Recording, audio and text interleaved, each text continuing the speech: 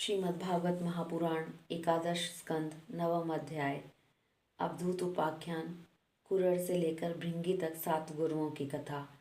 अवधूत दत्तात्रेय जी ने कहा, राजन, मनुष्यों को जो वस्तुएं अत्यधिक प्रिय लगती हैं उन्हें इकट्ठा करना ही उनके दुख का कारण है। जो बुद्धिमान पुरुष यह बात समझकर अकिंचन भाव से रहता है, शरीर की तो बात ही अलग, मन से भी किसी वस्तु का संग्रह नहीं करता, उसे अनंत सुख स्वरूप परमात्मा की प्राप्ति होती है। एक कुर्र पक्षी अपनी चोंच में मांस का टुकड़ा लिए हुए था। उस समय दूसरे बलवान पक्षी, जिनके पास मांस नहीं था, उससे छीनने के लिए उसे घेर कर चोंच मारने लगे। तब कुर्र पक्षी ने अपनी चोंच से मांस का टुकड़ा फेंक दिया, तभी उसे सुख मिला। मुझे मान या अपमान का कोई ध्यान नहीं है, और घर एवं परिवार वालों की भी जो चिंता होती है वह मुझे नहीं है। मैं अपनी आत्मा में ही रखता हूँ और अपने साथ ही क्रीड़ा करता हूँ। यह शिक्षा मैंने बालक से ली है, अतः उसी के समान मैं भी मौज से रहता हूँ। इस जगत में 2 ही प्रकार के व्यक्ति निश्चिंत और परमानंद में मग्न रहते हैं। एक तो भोला वाला निश्चेष्ट नन्हा सा बालक, और दूसरा वह पुरुष जो गुणातीत हो गया हो। एक बार किसी कुमारी कन्या के घर उसे वर्ण करने के लिए कई लोग आए हुए थे। उस दिन उसके घर के लोग कहीं बाहर गए हुए थे, इसलिए उसने स्वयं ही उनका आतिथ्य सत्कार किया। राजन, उनको भोजन कराने के लिए वे घर के भीतर एकांत में धान कूटने लगी। उस समय उसकी कलाई में पड़ी शंख की चूड़ियां जोर जोर से बज रही थी। इस शब्द को निंदित समझकर कुमारी को बड़ी लज्जा मालूम हुई, और उसने एक एक करके सब चूड़ियां उतार दी और दोनों हाथों में केवल 2-2 चूड़ियां पहने रखी। अब वह फिर धान कूटने लगी, परंतु वे 2-2 चूड़ियां भी बजने लगी। तब उनमें से एक एक और निकाल दी। जब दोनों कलाइयों में केवल एक एक चूड़ी रह गई, तब फिर किसी प्रकार की आवाज़ नहीं हुई। रिपुदमन उस समय लोगों का आचार विचार निरखने परखने के लिए इधर उधर घूमता घामता मैं भी वहां पहुंच गया। मैंने उससे यह शिक्षा ग्रहण की कि जब बहुत लोग एक साथ रहते हैं तो कलह होता है, 2 आदमी साथ रहते हैं तब भी बातचीत होती है। इसलिए कुंवारी कन्या की चूड़ी के समान अकेले ही विचरना चाहिए। राजन, मैंने बाण बनाने वाले से यह सीखा कि आसन और श्वास को जीतकर वैराग्य और अभ्यास के द्वारा अपने मन को वश में कर लें और फिर बड़ी सावधानी के साथ उसे एक लक्ष्य में लगा दें। जब परमानंद स्वरूप परमात्मा में मन स्थिर हो जाता है, तब वह धीरे धीरे कम कर्म वासनाओं की धूल को धो बहाता है।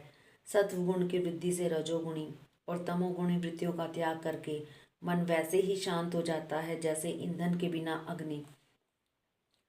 इस प्रकार जिसका चित्त अपनी आत्मा में ही स्थिर निरुद्ध हो जाता है, उसे बाहर भीतर कहीं किसी पदार्थ का भान नहीं होता।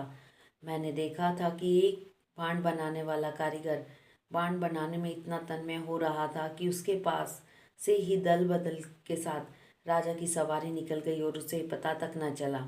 राजन, मैंने सांप से यह शिक्षा ग्रहण की कि सन्यासी को सर्प की भांति अकेले ही विचरण करना चाहिए, उसे मंडली नहीं बांधनी चाहिए, मठ तो बनाना ही नहीं चाहिए। वह एक स्थान में न रहे, प्रमाद न करे, गुहा आदि में पड़ा रहे, बाहरी आचारों से पहचाना न जाए, किसी से सहायता न ले और कम बोले। इस अनित्य शरीर के लिए घर बनाने के बखेड़े में पड़ना व्यर्थ और दुख की जड़ है। सांप दूसरों के बनाए घर में घुसकर बड़े आराम से अपना समय काटता है।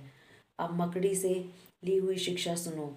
सबके प्रकाशक और अंतर्यामी सर्वशक्तिमान भगवान ने पूर्व कल्प में बिना किसी अन्य सहायक के अपनी ही माया से रचे हुए जगत के कल्प के अंत में काल शक्ति के द्वारा नष्ट कर दिया और उसे अपने में लीन कर लिया। सजातीय विजातीय स्वगत भेद से शून्य अकेले ही शेष रह गए। वे सबके अधिष्ठान हैं, सबके आश्रय हैं, परंतु स्वयं अपने आश्रय अपने ही आधार से रहते हैं, उनका कोई दूसरा आधार नहीं है।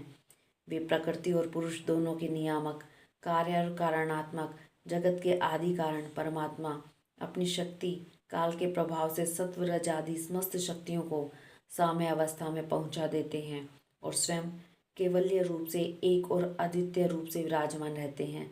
वे केवल अनुभव स्वरूप और आनंद घन मात्र हैं, किसी भी प्रकार की उपाधि का उनसे संबंध नहीं है। वे ही प्रभु केवल अपनी शक्ति काल के द्वारा अपनी त्रिगुणमयी माया को शुद्ध करते हैं और उससे पहले क्रिया शक्ति प्रधान सूत्र की रचना करते हैं। यह सूत्र रूप मैं तत्व ही तीनों गुणों की पहली अभिव्यक्ति है, वही सब प्रकार की सृष्टि का मूल कारण है। उसी में यह सारा जगत सूत में ताने बांधने की तरह ओतप्रोत है और इसी के कारण जीव को जन्म मृत्यु के चक्कर में पड़ना पड़ता है। जैसे मकड़ी अपने हृदय से मुंह के द्वारा जाला फैलाती है और उसी में विहार करती है, फिर उसे निगल जाती है, वैसे ही परमेश्वर भी इस जगत को अपने से उत्पन्न करते हैं, उसमें जीव रूप से विहार करते हैं और फिर उसे अपने में लीन कर लेते हैं। राजन, मैंने भृंगी बिल्ली कीड़े से यह शिक्षा ग्रहण की है कि यदि प्राणी स्नेह से, द्वेष से अथवा भय से भी जानबूझकर एकाग्र रूप से अपना मन किसी में लगा दे तो उसे उसी वस्तु का स्वरूप प्राप्त हो जाता है। जैसे भृंगी कीड़े को ले जाकर दीवार पर अपने रहने की जगह बंद कर देता है और वह कीड़ा भय से उसी का चिंतन करते करते अपने पहले शरीर का त्याग किए बिना ही उसी शरीर से तद्रूप हो जाता है। राजन, इस प्रकार मैंने इतने गुरुओं से ये शिक्षाएं ग्रहण की। अब मैंने अपने शरीर से जो सीखा है वह मैं तुम्हें बताता हूँ। सावधान होकर सुनो। यह शरीर भी मेरा गुरु ही है, क्योंकि यह मुझे विवेक और वैराग्य की शिक्षा देता है। मरना और जीना तो इसके साथ लगा ही रहता है। इस शरीर को पकड़ रखने का फल यह है कि दुख पर दुख भोगते जाओ।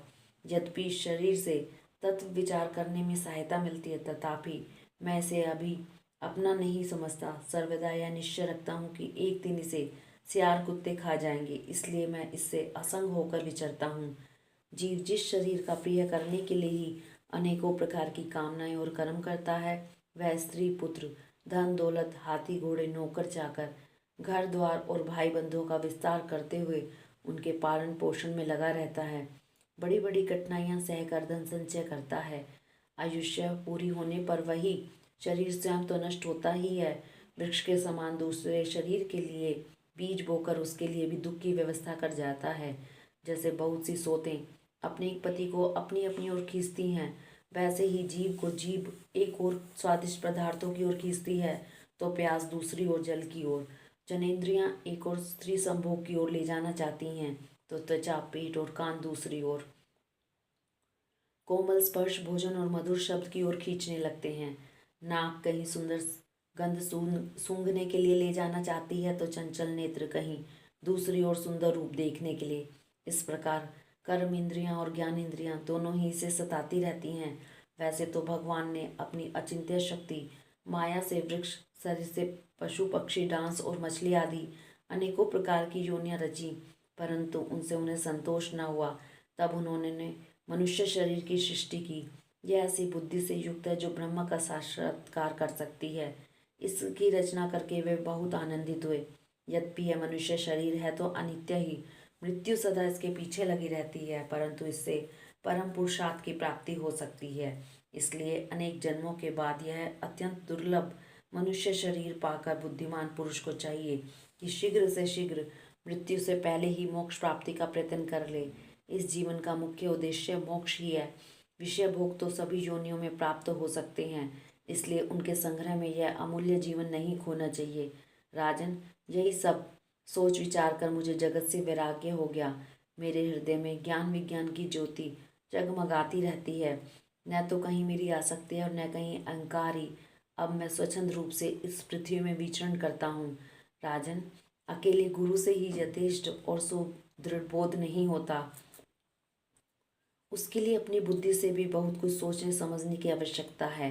देखो, ऋषियों ने एक अद्वितीय ब्रह्म का अनेकों प्रकार से गान किया है।